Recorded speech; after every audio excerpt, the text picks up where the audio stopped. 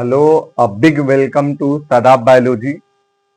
आज हम एक नए चैप्टर के बारे में डिस्कस करेंगे जिसका नाम है रिप्रोडक्शन इन फ्लावरिंग प्लांट। अब हम बात करें अगर रिप्रोडक्शन के बारे में, तो जब कोई मेल और कोई फीमेल के सेक्स ऑर्गन जब आपस में पार्टिसिपेट करते हैं और जिससे एक न्यू ऑफस्प्रिंग का फॉर्मेशन होता है, उसे हम रिप्रोडक्शन कहते हैं।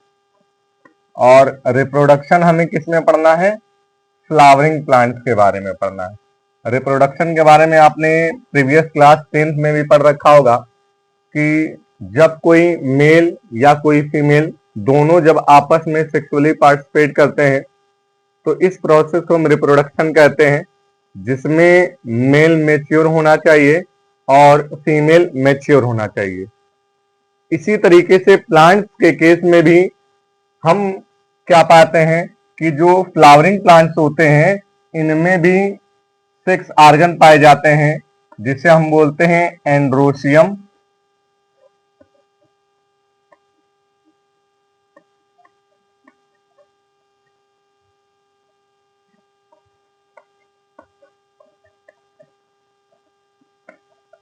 और गाइनोसियम कहते हैं। तो सबसे पहले बात करेंगे फ्लावरिंग प्लांट कैसे कहते किसे हैं। ऐसे प्लांट जो फ्लावर प्रोड्यूस करते हैं, और फ्लावर कौन से प्रोड्यूस करते हैं? वो होते हैं एंजियोस्पर्मिक प्लांट।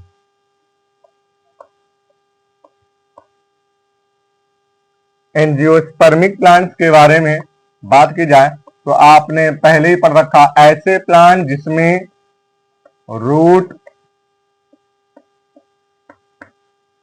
स्टेम,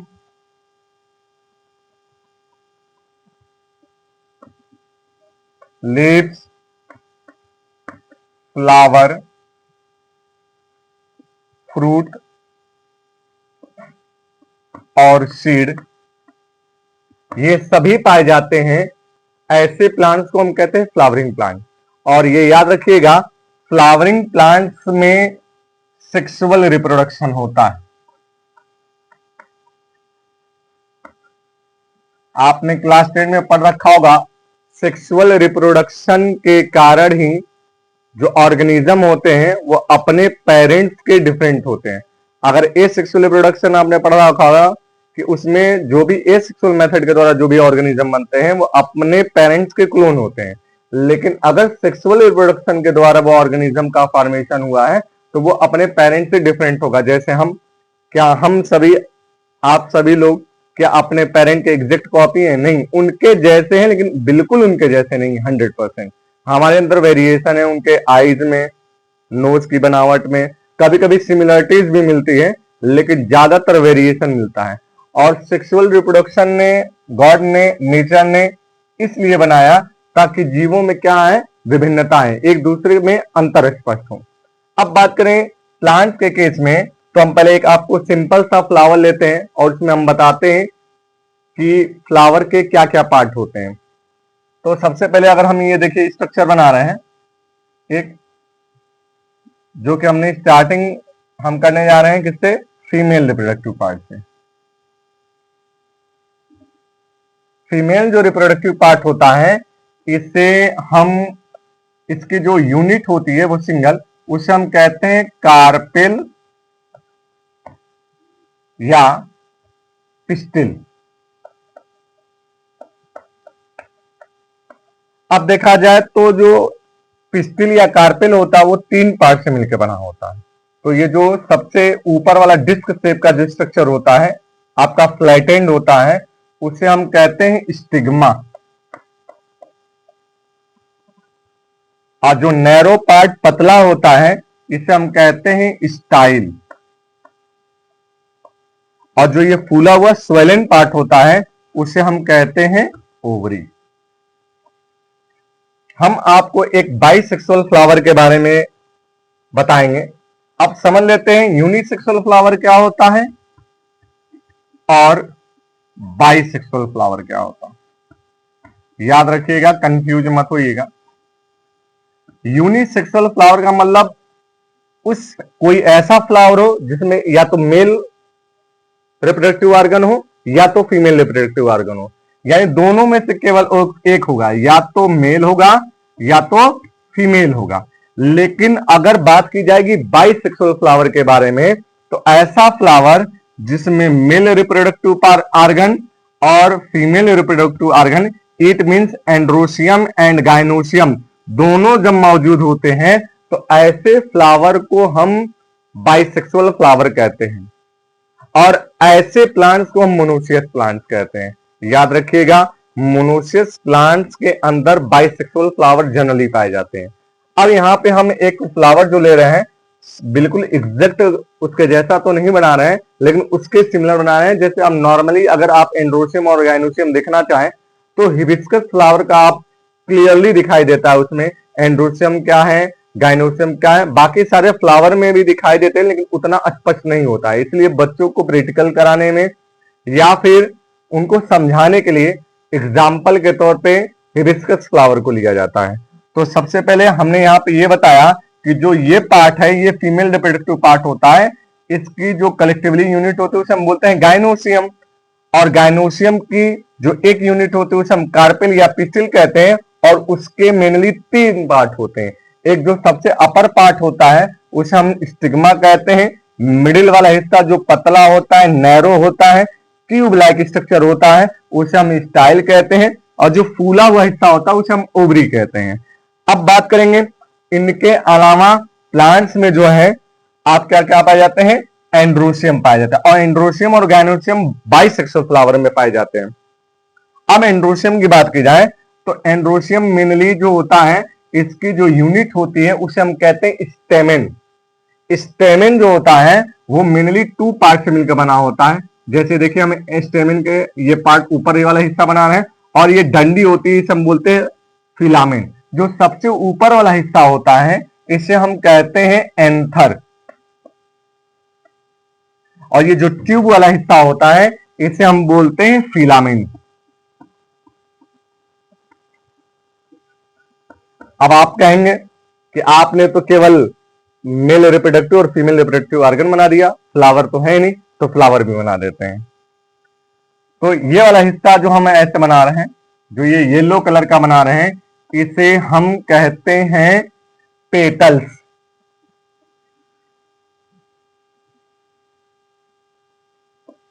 अब आपको थोड़ा सा आश्चर्य होगा सुन करके कि पेटल्स किस लिए होते हैं। पेटल्स जो नॉर्मली सब लोग ये जानते हैं कि जो लाल, पीला, गुलाबी, हर कलर के जो दिखाई देते हैं जो पेटल, वो इंसानों के लिए होते हैं। इंसान देख करके खुश होता है, इंसान उसको बहुत सारे ऑर्नामेंट सजावट के रूप में प्रयोग करता है। उसके लिए खुदा ने या भगवान ने इसको नहीं बनाया है। बनाया इसलिए ताकि इससे क्या हो, इंसेक्ट अट्रैक्ट हो, और जब इंसेक्ट इनके पास जाएंगे तो ये जो एंथर है, एंथर के अंदर बनता है पॉलन ग्रेन। अब वो पॉलन ग्रेन उस इंसेक्ट के फेदर में चिपक जाते हैं, और जब वो इंसेक्ट उड़ करके स्टिग्मा पे आते हैं तो ये पॉलन ग्रेन कहां चलाता है, स्टिग्मा पे चलाता है। ये तो हमने बहुत सिंपली आपको बता दिया, ये बहुत पूरी डिटेल स्टोरी है जो अभी हम आगे बताएंगे आपको। अब हम बात करते हैं, यहां पे आप ध्यान दीजिएगा, एक प्लांट में केवल एक स्टेमिन या एक पिस्टिल की बात यहां की जा रही है। तो यहां पे अगर हम चाहें तो एक और स्टेमिन बना सकते हैं। अब हमने यहां पे पेटल्स बना दिया। अब पेटल्स के नीचे आप लोगों ने एक बात देखा होगा, हरा हरा वाला जो पार्ट होता है, ऐसा, इस वाले हम पार्ट्स को हम बोलते हैं सेपल्स। जैसे आप लोगों ने जिसके यहां प्लांट्स होगा, जब फ्लावर आते हैं तो सबसे पहले एक बड बनता है, कली बनती है, और वो कली जब फटती है तब फ्लावर निकलता है। तो वो जो कली बना हुआ हरा वाला पार्ट होता है, ग्रीन वाला पार्ट होता है, वो क्या करता है, जब फ्लावर ग्रो नहीं हुआ होता है तो उसको प्रोटेक्शन प्रोवाइड करता है, सुरक्षा प्रदान करता है, और बाद में वो फट जाता है तो ये क्या होते हैं, फ्लावर निकल जाते हैं। और जब ये अपेंडेजेस ये फ्लावर के निकल जाते हैं, उसके बाद उसमें स्टिग्मा स्टाइल ओवरी का फॉर्मेशन होता है, स्टेमेन का फॉर्मेशन हो जाता है। अब ये अगर एक होता है तो इसे हम सेपल्स कहते हैं, और इसका जब ग्रुप बन जाता है तो इसे हम कहते हैं कैलिक्स। और ये जो हिस्सा जो पेटल्स हैं ये कलर्ड पार्ट होता है और इसको हम कलेक्टिवली कहते हैं कारोला। तो आप याद रखिएगा हमेशा कि क्या फंक्शन होता है कैलिक्स और कारोला का। कैलिक्स का फंक्शन होता है जब फ्लावर बड स्टेज में होता है, यानी फ्लावर अभी बना नहीं होता, बड स्टेज में होता है, तो इसे प्रोटेक्शन प्रोवाइड करता है। और जैसे फ्लावर ग्रो हो जाता है तो ये फट जाते हैं और नीचे की तरफ हो जाते हैं। और जो ऊपर की तरफ होता है वो कलर्ड पार्ट होता है जो फ्रेग्रेंस भी प्रोवाइड करता है, खुशबू देता है ताकि इंसेक्ट आए और आसानी से पॉलिनेशन हो जाए। अब ये क्या बार बार हम इंसेक्ट और पॉलिनेशन की बात करें, आप इसको समझिए। इंसानों के पास लोकोमोशन पाया जाता है, प्लांट्स हमेशा मूवमेंट करते हैं। अब लोकोमोशन और मूवमेंट क्या है? लोकोमोशन का मतलब आज हम यहां पढ़ा रहे हैं तो अभी कुछ देर बाद वहां जा सकते हैं, इसे हम कहेंगे लोकोमोशन। प्लांट क्या एक जगह से दूसरी जगह जा सकते हैं? नहीं जा सकते हैं। तब गॉड ने, नेचर ने क्या किया, इनके पास रिप्रोडक्शन कराने के लिए, गैमीट को पहुंचाने के लिए उनके लिए एजेंट दे दिया। और एजेंट के रूप में किसे दे दिया? इंसेक्ट को। और आपको ये पता भी होगा, आपने क्लास 11 में एनिमल किंगडम में पढ़ा होगा, जो लार्जेस्ट फाइलम होता है वो होता है आपका आर्थ्रोपोडा। आर्थ्रो बराबर होता है ज्वाइंटेड, पोडास बराबर होता है लेग। यानी कि ऐसे क्रिएचर जिनके पास ज्वाइंटेड अपेंडेजेस पाए जाते हैं उनको, और बाकी सारे करेक्टर हैं जैसे बॉडी ऑर्गेनाइजेशन, सिमेट्री, ये सारी चीजें आपने पढ़ रखा होगा, उतना डिटेल में हम नहीं जाएंगे। तो सबसे जो ज्यादा इस दुनिया में पाए जाते हैं वो इंसेक्ट पाए जाते हैं। और इंसेक्ट को ऊपर ने वाले ने, नेचर ने इसलिए बनाया ताकि प्लांट्स जो होते हैं उनका ये क्या कर सके, इनके पॉलन ग्रेन को उनके फीमेल रिप्रोडक्टिव पार्ट स्टिग्मा तक पहुंचा सके। इस प्रोसेस को ही हम बोलते हैं पॉलिनेशन। और जो पॉलिनेशन बनता है वो पॉलन जो ग्रेन बनता है वो एंथर के अंदर बनता है। इसके बारे में हम डिटेल एनाटॉमी, आंतरिक संरचना काट करके हम आपको दिखाएंगे, और मतलब काट के दिखाएंगे नहीं, डायग्राम बना करके समझाएंगे, क्योंकि प्रैक्टिकल यहां पॉसिबल नहीं है। अब हमने ये फ्लावर के बारे में पढ़ लिया कि ये स्टेमेन है, ये इसको, इसका दूसरा नाम कार्पेल या पिस्टिल है। जो स्टेमेन होता है वो मेल रिप्रोडक्टिव पार्ट होता है जिसके दो पार्ट होते हैं, एंथर और फिलामेंट। और जो फीमेल रिप्रोडक्टिव पार्ट होता है उसके 3 पार्ट होते हैं, स्टिग्मा, स्टाइल एंड ओवरी। अब जो फ्लावर जिस पे टिका होता है उसे हम बोलते हैं थैलेमस। अब थैलेमस का मतलब क्या है, आप सिंपली ये समझ लीजिएगा थैलेमस मतलब क्या है। जैसे हम कुर्सी पे बैठे होते हैं तो कुर्सी हमको टिकाए हुए रहता है, और कुर्सी का निचला वाला हिस्सा हट गया तो हम सीधे नीचे गिर जाएंगे।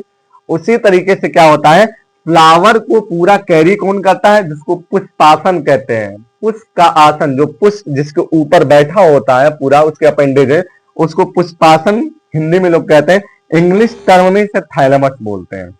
अब यहाँ पे एनसीईआरटी ने यहाँ पे एक चीज दिया हुआ है, इसको एनसीईआरटी कहता है डिस्टल एंड, और इसको कहता है प्रॉक्सिमल एंड।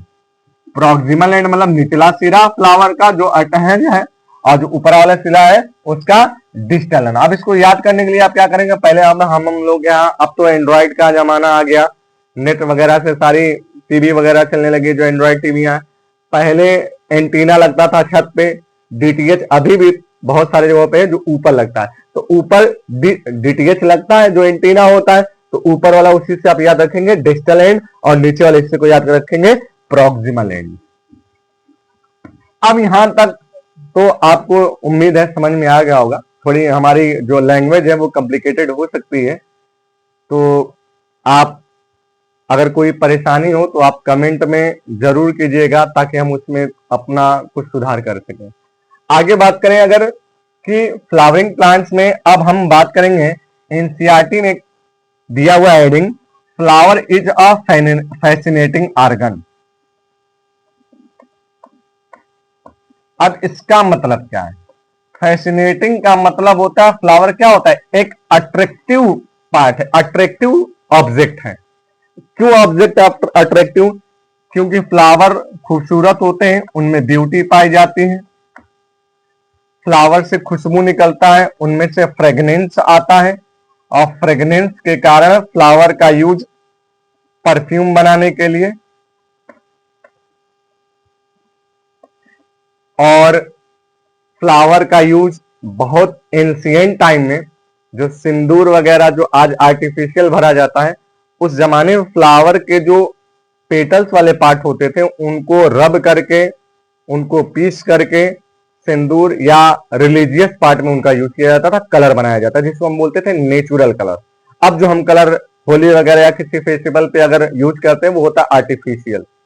तो अब इसके अलावा जो फ्लावर का यूज होता है पहले के एंशिएंट के टाइम में और अब भी, जैसे आज के दौर में एक नया फैशन चल गया है कि लोग अगर हल्दी वगैरह वाला जो मैरिज वाला जो सेरेमनी चल रहा है उसे हल्दी में लोग टीका जो है वो फ्लावर का लगा रहे हैं, कान में जो फ्लावर के पेन है, और अलग अलग कम्युनिटी में गजरा लगाते हैं, हाथ में फ्लावर पहनते हैं, तो उसके लिए यूज करते हैं। यानी कि सजावट के रूप में, या तो वो अपने ऊपर सजावट कर रहे हैं या तो मकान को फ्लावर से सजा रहे हैं।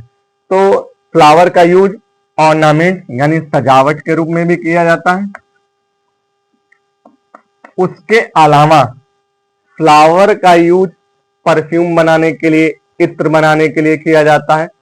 फ्लावर का यूज गार्डन में यूज किया जाता है। गार्डन अपने घर के आसपास जो कुछ एरिया है उसमें फ्लावर वगैरह लगा के खूबसूरत दिखने के लिए। फ्लावर का यूज क्रिश्चियन लोग जब जाते हैं अपने एंसेस्टर जो पूर्वज मर चुके हैं उनके कब्रगाह पे जाते हैं तो फ्लावर चढ़ाते हैं। जैसे हमारे जब कोई शहीद, हमारे देश का नौजवान भी जब लड़ाई के समय शहीद हो जाते हैं तो उन्हें भी लोग माल्यार्पण करते हैं, माला पहनाते हैं या उनके ऊपर माला श्रद्धांजलि जिसको कहते हैं हिंदी में पेश करते हैं, उसके लिए भी फ्लावर का यूज किया जाता है। अब आपके एनसीईआरटी में इसको अलग अलग लफ्ज में दिया हुआ है, जैसे मॉर्निंग दिया हुआ है। अब अगर बात करें आगे फ्लावर के बारे में तो हमने यहां तक आपको पढ़ा दिया है। अब चूंकि बोर्ड छोटा है हमारा तो बोर्ड को इरेज करने में समय लगेगा, इसलिए जो आगे की चीजें हैं जो एनसीईआरटी की वो अगले वीडियो में हम आपको प्रोवाइड करेंगे। तब तक के लिए आप इसको चाहे तो स्क्रीनशॉट ले सकते हैं, आप चाहे तो वीडियो देख करके नोट्स बना सकते हैं। अगर आप लगातार वीडियो पाना चाहते हैं या आपको अच्छी लगती है तो आप कमेंट में कमेंट जरूर करें ताकि हम अगला वीडियो बनाएं। धन्यवाद।